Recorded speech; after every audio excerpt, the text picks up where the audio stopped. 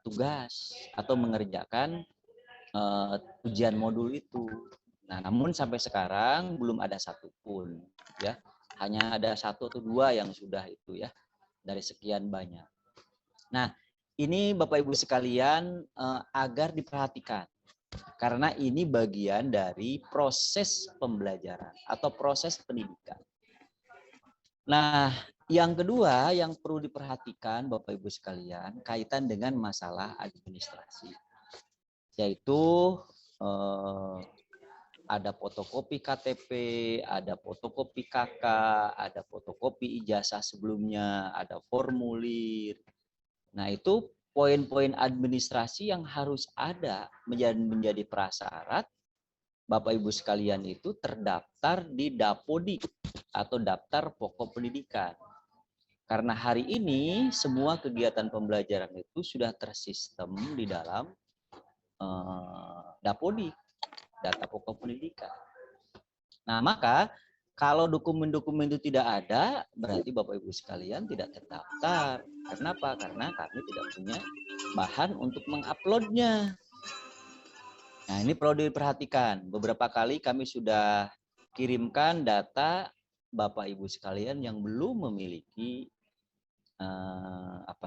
belum memiliki ijazah, belum mengirimkan dokumen-dokumen tadi. Nah, sekali lagi karena sistem pembelajaran kita online, ya, tidak tatap muka, maka administrasi dan tugas yang sudah disampaikan ini menjadi satu kemutlakan, menjadi sebuah keharusan. Kenapa? Karena bagaimana kami bisa mempertanggungjawabkan kepada negara bahwa Bapak Ibu sekalian ini adalah warga belajar. Kalau data-data itu tidak ada, kalau bukti-bukti belajar itu tidak ada.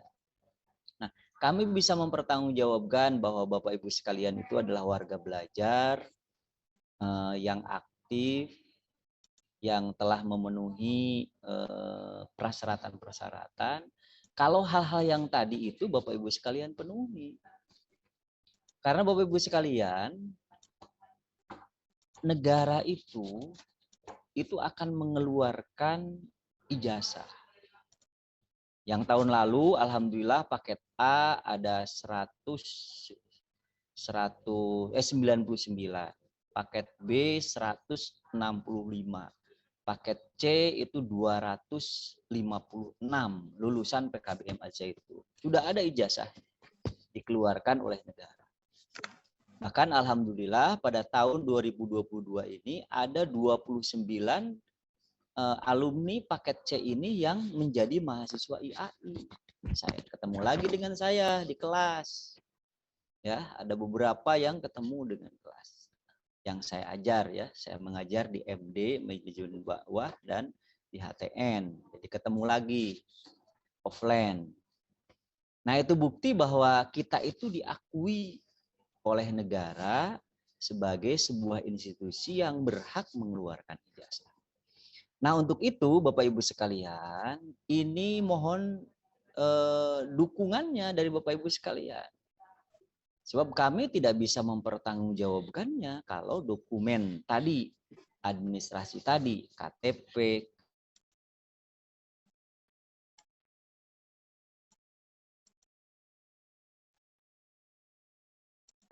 kan kami pengelola ini agak pontang-panting. Kenapa pontang-panting? Ketika proses verifikasi peserta ujian sekolah, akhir sekolah, ya, itu banyak diantaranya yang belum memenuhi persyaratan. Sehingga harus lembur sampai tengah malam, sampai subuh untuk mengumpulkan itu. Telepon satu-satu. Nah, ini pengalaman yang tidak boleh terulang kembali. Maka Bapak Ibu sekalian yang belum memenuhi persyaratan administrasi, tolong untuk dilengkapi ya. Karena ini menjadi persyaratan mutlak Bapak Ibu sekalian terdaftar di Dapodi. Nah, berikutnya Bapak Ibu sekalian, tidak kalah pentingnya juga adalah mengenai masalah administrasi keuangan ya. Bapak Ibu sekalian, PKBM ini memang dibiayai oleh negara yang disebut dengan BOP, biaya operasional pendidikan. Nah, namun ada persyaratan PKBM yang menerima BOP itu. Apa persyaratannya? BOP itu dihitung berdasarkan rasio siswa kali sekian. Kalau SMA mendapatkan tunjangan 1,8 juta untuk 1 tahun. SMP 1.500.000 untuk 1 tahun. Dan SD itu 1 juta untuk 1 tahun. Namun ada persyaratan. Apa persyaratannya? Usianya antara 7 sampai 21 tahun. Itulah yang di-cover oleh negara. Sementara PKBM Al-Zaitun usianya sudah senior-senior. Di sini ada nggak yang usia di bawah 21 tahun? Mungkin hampir-hampir tidak ada ya. Dari keseluruhan siswa, paket C sebanyak, paket C itu kelas 10, 11, 12 itu ada 524. Hanya ada 7 orang yang usianya antara 7 sampai 21. Nah, sedangkan untuk memperoleh BOP atau bantuan operasional pendidikan di pemerintah itu minimal 10 orang. Kita hanya mendapatkan 7 orang siswa yang usianya di bawah 21 tahun. Berarti secara otomatis PKBM Al-Zaitun tidak mendapatkan pembiayaan dari pemerintah. Jadi secara murni ini dibiayai oleh sendiri. Nah, dari mana sumbernya? Nah, saya suruh mandiri. Dari mana saya mau memerintahkan kepada kami, pada pengelola suruh mandiri. Dari mana itu dananya? Sudah disepakati, sudah disampaikan dari sejak awal bahwa ada iuran 25.000 per bulan dari para warga belajar. Ya, penunaiannya per semester sekali, berarti kali 6. Berarti 150.000 satu semester. Nah, ini tentu sangat ringan ya. Kalau saya tanyakan di beberapa PKBM itu biasanya bayar sekitar 1,5 juta untuk sampai dapat ijazah itu. Sementara kalau di PKM Al-Zaitun hanya 150.000 per semester. Katakanlah kalau 4 semester itu berarti hanya 600.000. Jauh di bawah PKBM yang ada di Indramayu Lingkungan sendiri. 1,5 juta sampai selesai itu satu paket. Nah, oleh sebab itu ini supaya diperhatikan ya. Karena masih banyak Bapak Ibu sekalian yang masih belum menunaikan. Baik, itu yang ketiga ya. Jadi yang pertama tugas-tugas Bapak Ibu sekalian, tugas-tugas modul yang belum segera untuk dikirimkan, dijilid ya. Yang paket A warna merah, paket B warna hijau, paket C atau warna hijau ya, paket C warna biru atau hijau ya. Paket C warna kuning. Ini supaya itu dikumpulkan, segera dikirimkan ke Mahat. Oke. Nah, berikutnya Bapak Ibu sekalian, kita menyelenggarakan pendidikan itu punya banyak tujuan. Ya. Tujuan yang paling utama tentunya bahwa kita selaku orang beriman itu diperintahkan oleh Allah untuk tidak berhenti belajar.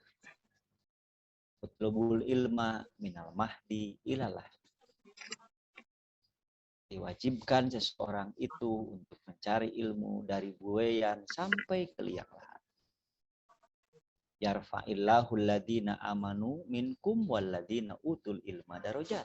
Kata Allah, Allah akan mengangkatkan derajat orang-orang yang beriman dan berilmu. Itu dasar keimanan kita. Bahwa kita belajar itu landasannya adalah landasan keimanan. Bukan untuk mengejar ijazah. Apakah itu berarti ijazah tidak penting? Penting, Bapak Ibu sekalian. Apa kepentingannya? Kepentingannya pertama bagi pribadi Bapak Ibu sekalian. Itu status pendidikan itu tentu ada ada buktinya. Ketika Bapak Ibu sekalian ditanya, Ibu Bapak lulusan apa? Lulusan SD. Ada buktinya apa ijazah? Ibu Bapak lulusan apa? Lulusan SMP. Oh, ada buktinya. Ibu Bapak lulusan apa? Lulusan SMA. Ada buktinya. Nah, itu kepentingan pribadi. Ya.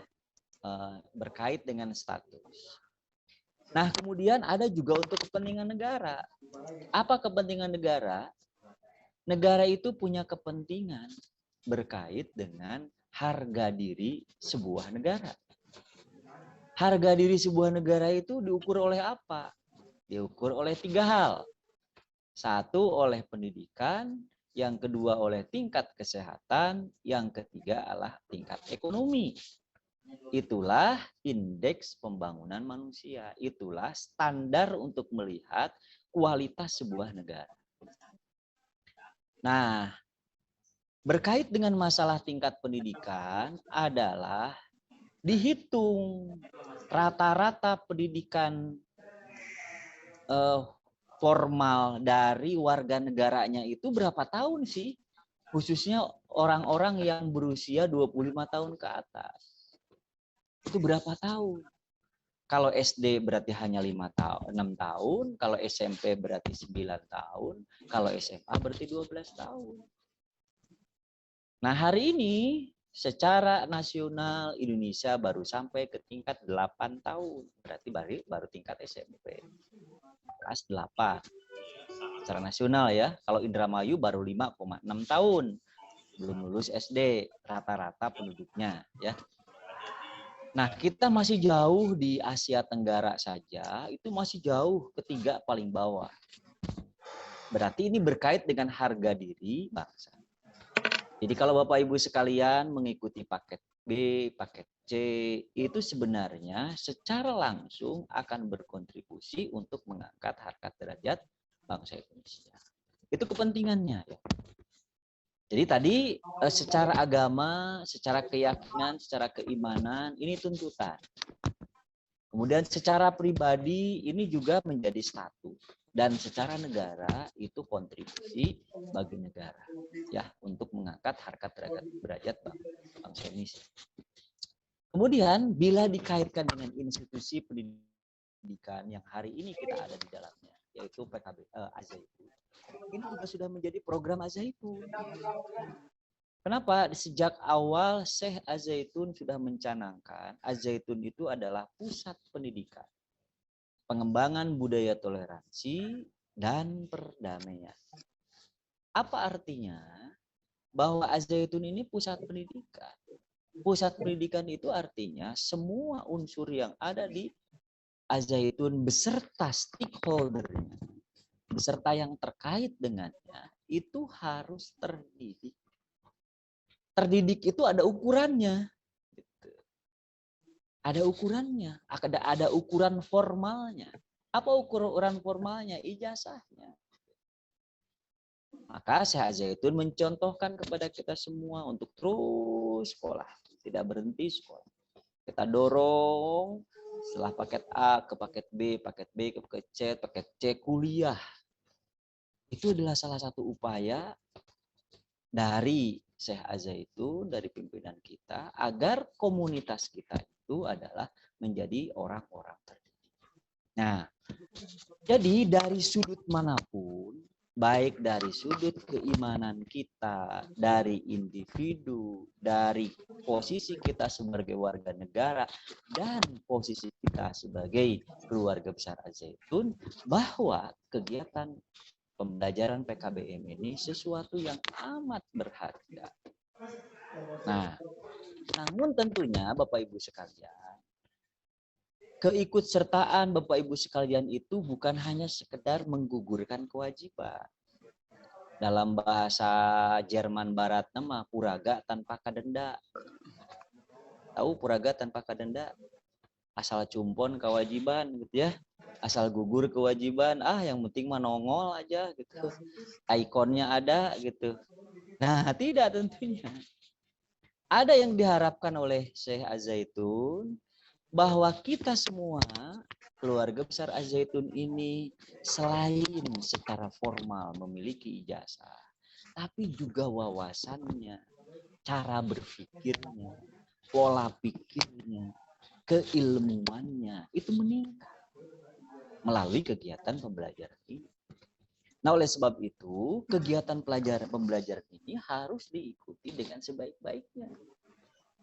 Ya, tidak hanya sekedar nongol gitu, tapi harus diikuti dengan sebaik-baiknya. Ada tahapan-tahapan yang harus diikuti oleh para warga belajar semua. Nah, di dalam pelaksanaan pembelajaran itu, Bapak Ibu sekalian, apalagi dengan sistem online seperti ini, tentu ada banyak hal yang menjadi tantangan kita. Apa tantangan kita itu? Karena ini jarak jauh, nah, itu nggak terasa chemistry-nya. Gitu. Hubungan antara tutor dengan warga belajar itu nggak terasa. Apalagi yang nongol itu cuman ikonnya aja. Misalkan Pak Jenal, nggak tahu Pak Jenal wajahnya seperti apa. Kenapa? Karena tidak nongol wajahnya. Pak Asep, gimana wajahnya Pak Asep? Saya nggak tahu. Karena wajahnya juga nggak nongol gitu. Bu Dede Hasanah nggak tahu Bu Dede Hasanah itu seperti apa wajah karena nggak nongol. Nah, sementara Bapak Ibu sekalian di dalam proses pembelajaran itu bukan hanya sekedar informasi yang ditransfer atau yang dialihkan dari tutor kepada Bapak Ibu sekalian. Tapi ada di dalam proses pembelajaran itu yang disebut dengan akhlak. Nah, disebut dengan akhlak di dalam belajar. Nah, sehingga ada sebuah kitab ya Bapak Ibu sekalian, kalau Bapak Ibu sekalian pernah menyantren ya. Ada sebuah kitab yang namanya Ta'limul Muta'allim. Bagaimana akhlak di dalam belajar. Ternyata Bapak Ibu sekalian, kesuksesan di dalam belajar itu bukan semata-mata karena membaca, menghafal, mendengarkan, mengerjakan tugas, tapi ada unsur lain. Merdeka. Yaitu namanya akhlak. Apa akhlak itu? Sikap kita terhadap sumber belajar. Siapa sumber belajar itu? Tutor, guru, dosen. Itu menjadi sumber belajar.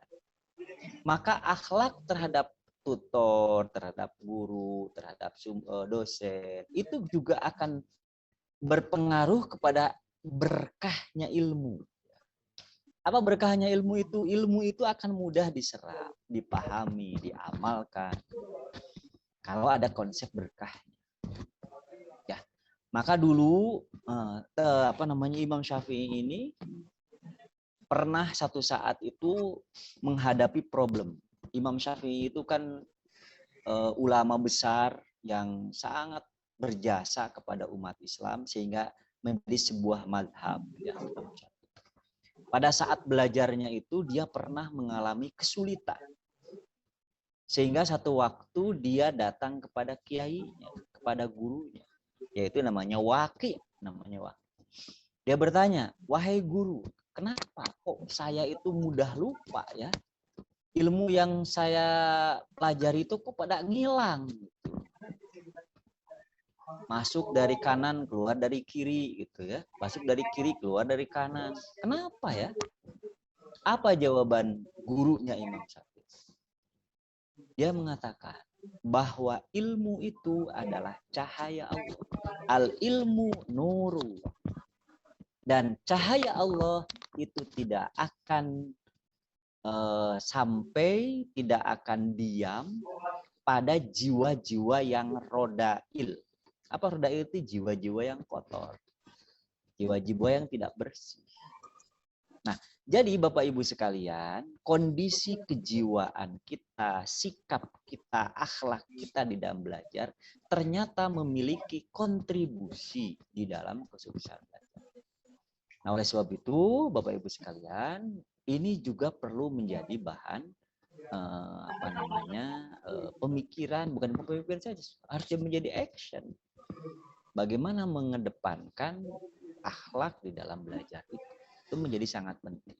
Antusias kita belajar, antusias kita dalam mengerjakan tugas, antusias kita di dalam merespon keilmuan. termasuk menghargai sumber belajar dalam bentuk buku. Bapak Ibu sekalian kan diberikan modul ya, modul. Kemudian mungkin ada yang di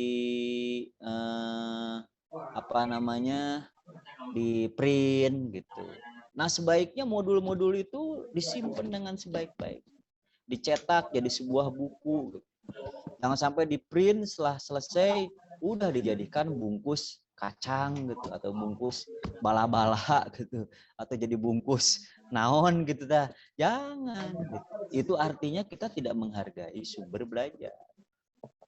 Kalau dulu waktu saya kecil ya, yang namanya buku Quran itu disuhun, kemudian di bekap gitu. Diajarkan oleh kiai saya dulu gitu. Kenapa? Karena yang namanya sumber belajar itu perlu kita hormati. Merdeka. Ya, perlu kita hormati ya. Maka Bapak Ibu sekalian, modul-modul yang sudah ada dirawat, disimpan dengan baik. Satu saat nanti diperlukan bisa dilihat kembali ya. Sehingga ada tandanya bahwa Bapak Ibu sekalian itu warga belajar, ada tandanya, ada bukunya gitu ya. Nah, baik Bapak Ibu sekalian, berikutnya bahwa PKBM Az-Zaitun ini kita punya media sosial. Media sosial ini fungsinya siar untuk mempublikasikan kegiatan-kegiatan yang kita jalankan. Tetapi juga sebagai media untuk penyimpanan informasi. Nah, kita punya website, kita punya YouTube, kita punya Facebook.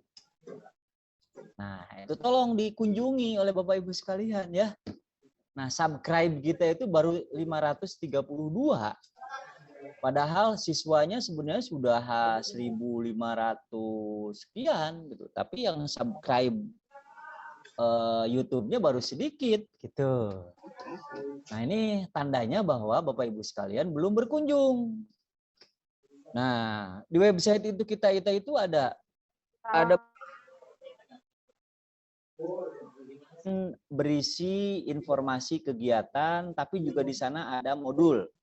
Bapak Ibu sekalian mungkin, aduh saya ingin modul yang kelas berapa, ada semua. Dari mulai kelas 1 sampai kelas 12, ada semua, paket A sampai paket C. Tinggal klik modul, lihat, download, bisa.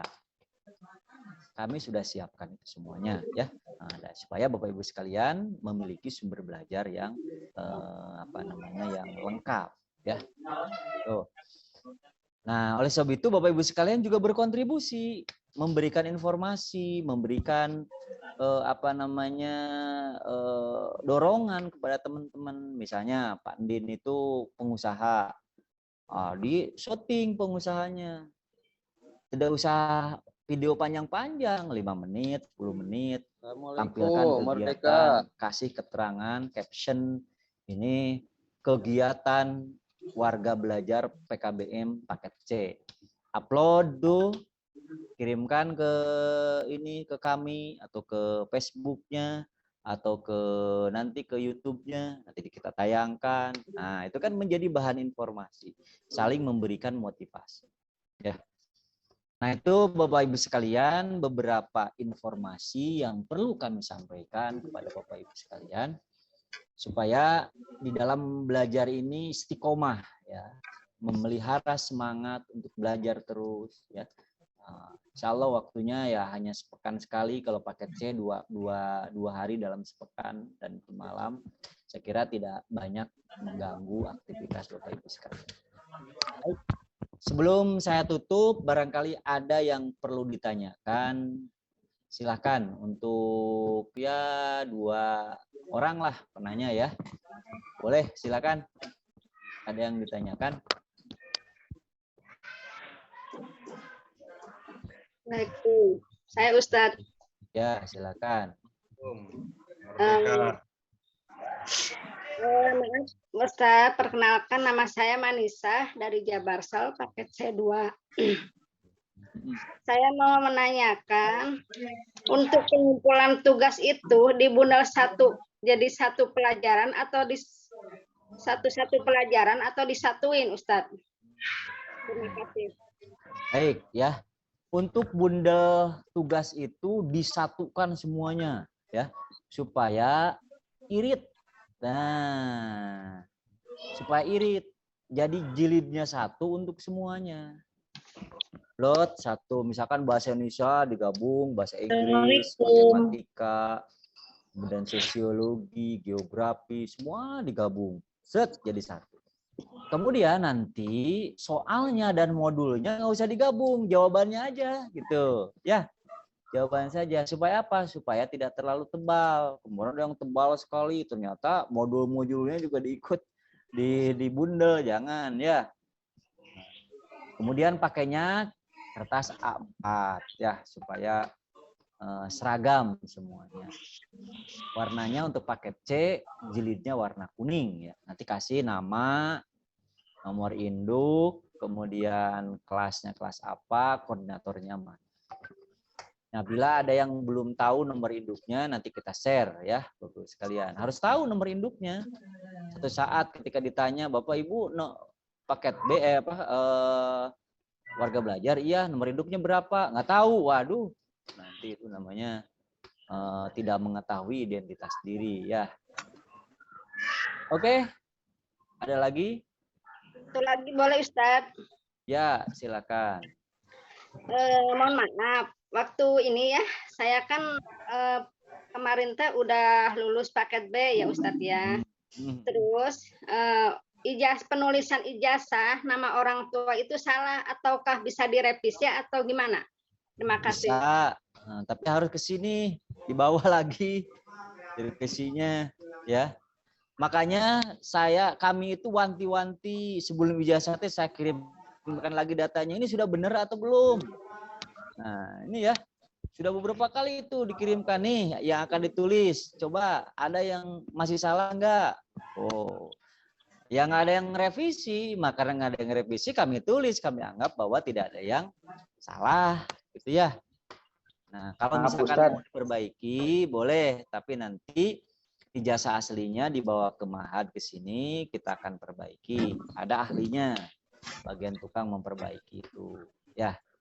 Maaf Ustadz, mau tanya boleh? Ya oke. Terakhir ya, penanya terakhir ya, karena kita akan masuk ke sesi kedua ya. Oke, silakan. Maaf Ustadz, untuk ini kan waktu itu saya KTP dengan ijazah SD itu agak berbeda ya, di tahun lahirnya itu gimana Ustadz? Apa mau jadi pegawai negeri enggak? Enggak sih. Oh, enggak. Kalau tidak menjadi pegawai negeri, ya baiknya sih disamakan dengan yang update terakhir gitu ya. Ya, kalau di ijazah yang dulu itu kan tahun lahirnya tuh 78 ya, di KTP yang sekarang ini kan di KTP 76 gitu. Yang benar yang mana? Yang benar sebenarnya yang 78 tadi itu salah penulisan dirinya belum saya betulin gitu. Oh, berarti ya mengikuti ijazah yang lama kalau gitu. Ijazah yang lama ya. Jangan sampai kesalahan ditutupi dengan kesalahan lagi gitu. Ambil yang benernya gitu ya. Berarti waktu di ijazah ini kan saya belum nerima ijazahnya tuh Tad. Untuk paket B kemarin itu diambil apakah disamakan dengan ijazah yang SD apa gimana tuh Tad ya? Ya bagusnya sih disamakan dengan ijazah yang sebelumnya. Sebelumnya ya. Baik Tad. Ijazah paket B disamakan, nanti harus dilihat. Belum diambil ya. Yang belum pada ngambil ijazah, Bapak Ibu sekalian, diambil. Jangan sampai ijazah itu numpuk di sini. Tapi bawa oleh Bapak Ibu sekalian. Hanya nanti ada biaya ya, 250.000 ya, untuk ijazah itu. Ya. Baik Bapak Ibu sekalian, saya kira kan waktunya ini sudah habis. Mari kita mulakan pembelajaran semester genap ini dengan berbasmalah. Bismillahirrahmanirrahim. Assalamualaikum, merdeka. Bismillah.